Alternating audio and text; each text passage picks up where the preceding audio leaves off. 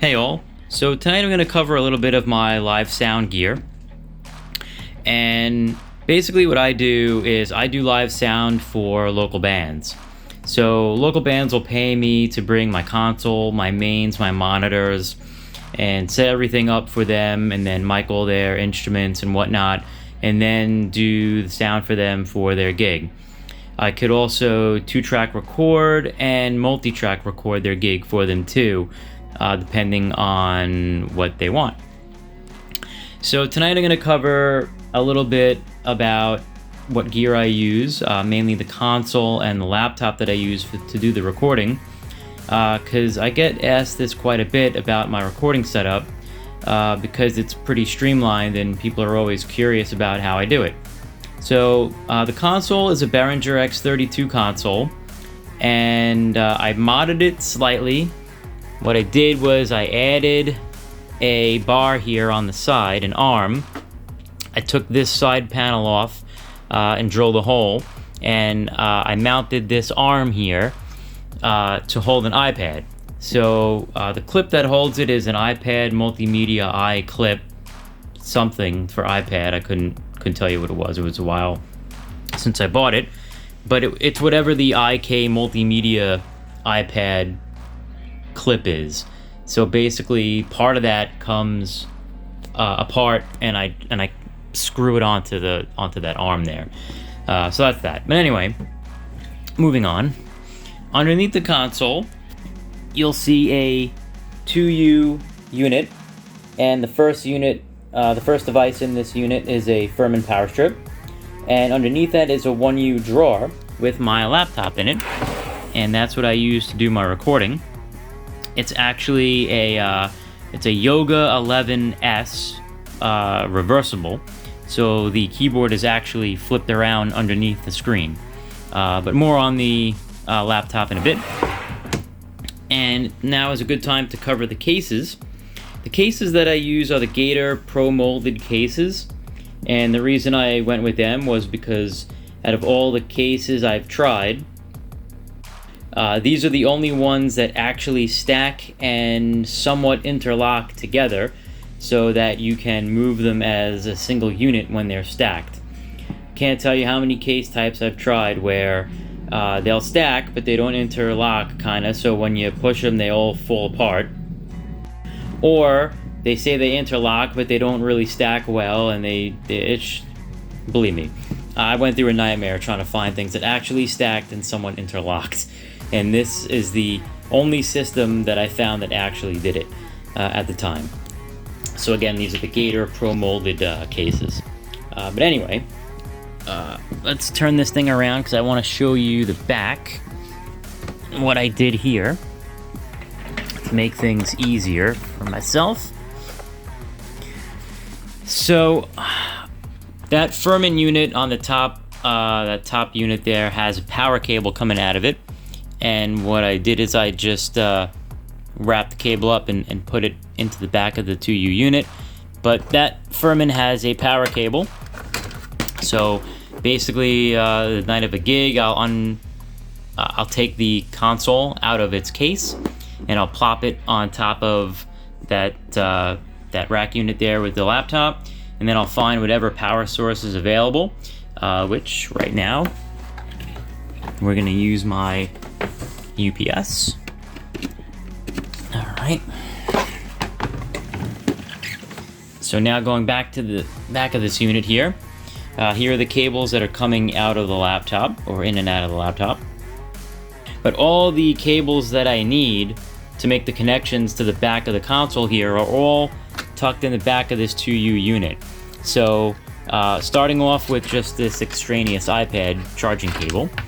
This gets plugged into the back of that Furman unit in the back there with a iPad brick, which you might be able to see back there.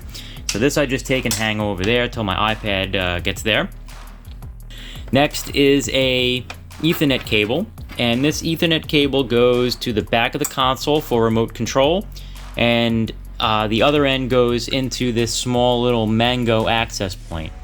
And this little thing is amazing because no matter where I put my rack, no matter where I put the rack and console, I can always connect to it from the iPad.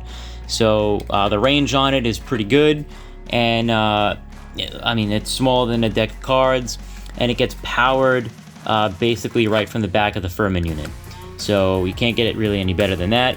And then the cable that comes out of the laptop for the multi-track recording is here. So that just gets plugged into there like that.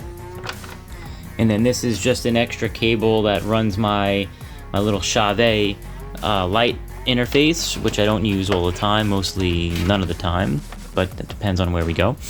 So that's it. Those are the connections. Oh yeah, and then there's also the power connection to the back of the console, which is right here. So that goes in there. So that's it. Those are the connections to the back of the console. We got power, we got USB for multi-track recording, and the Ethernet cable for remote control. So I'm just gonna stick back in there. And I additionally use a stage box, and that stage box is the Behringer S32, and that would get connected right here via another Ethernet cable, depending on where that is. And sometimes I have to stack the stage box underneath everything that's already on this rack already, because we're tight for space.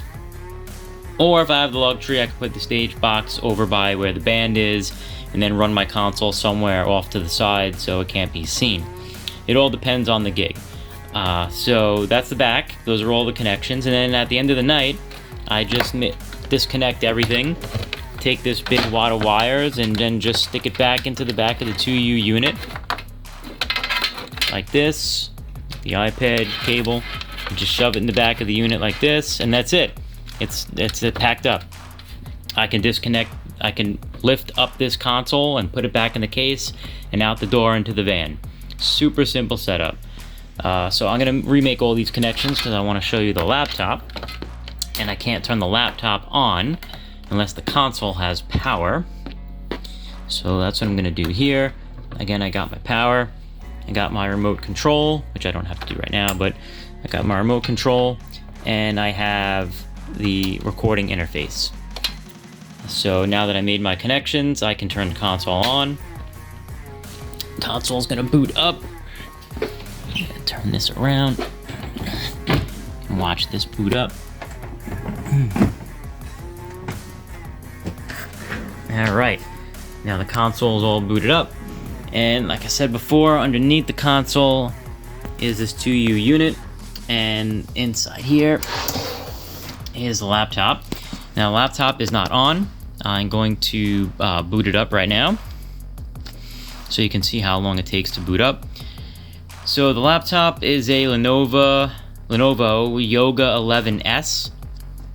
It's a reversible, so the keyboard is underneath the screen. I think I mentioned that before. I modified the registry so the laptop automatically logs in. It's a Windows 10, clearly.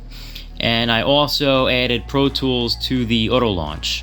So basically all I have to do is turn the laptop on and walk away, and it will automatically log me in and automatically launch Pro Tools. And we could just wait a few minutes here while it boots up. So this is basically the power for the laptop. This is the USB out to the recording interface on the console. Over here is a USB hub, and in the hub is my iLok for Pro Tools. I have a external wireless adapter here because the one on the console crapped out, and I have an SD card that I use to copy the multi-tracks to when it's done, when we're done at the end of the night. Basically, I record everything to the laptop directly, and then I have a script that I run to copy the files over to that SD card. So as you can see, Pro Tools opened up automatically. Now I have a session template set for the band that I work with the most, which is Blackstone. So all I have to do is hit create, and it will automatically populate a Pro Tools session for me with the track names and everything already preset. So you see we have all the vocals, bass, and there's the start of the guitars, and there is basically the Pro Tools session. So that covers pretty much how I do it. There's one extra step that I did add, and I can remotely control Pro Tools with Avid Control, which is an iPad app or a tablet app. And if you're using Pro Tools and you haven't tried Avid Control, I highly recommend it. It's a super powerful way of controlling Pro Tools, so I really don't have to touch this screen for Pro Tools really almost at all. So anyway, that just about covers the recording interface. So I hope that answered a lot of questions. But if you have additional questions, I'll leave them in the comments below. And as always, thanks for watching.